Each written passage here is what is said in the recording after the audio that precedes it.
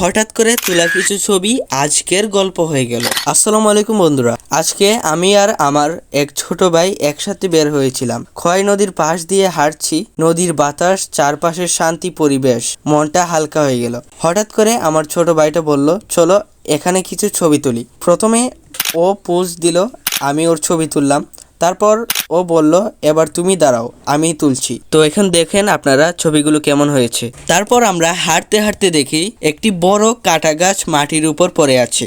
দৃশ্যটা একটু আলাদা লাগলো। ভাবলাম এখানে কিছু ছবি তুলি, প্রকৃতির এই নিরীহ গল্পটা তুলে ধরার জন্য। তো এখানে আমরা কিছু ছবি তুললাম। তো এখানকার পোর্ট্রেট ছবিগুলো দেখেন। তারপর আমরা চলে গেলাম খোয়াই নদীর একদম পাশে। খোয়াই নদীর ঢেউ, খোলা আকাশ, এখানকার কিছু মুহূর্ত ক্যামেরা বন্দি করলাম। তো মাহফিলে যাওয়ার পথে এই ছোট ছোট মুহূর্ত আমাদের ব্লগের গল্প হয়ে গেল। তো আজকের ব্লগ এতটুকু ছিল। ব্লগটা ভালো লাগলে লাইক করবেন, আর এরকম সাধারণ গল্প পেতে আমার চ্যানেলটাকে সাবস্ক্রাইব করবেন। দেখা হবে পরে ভিডিওতে। সে পর্যন্ত সবাই ভালো থাকো। আল্লাহ হাফেজ।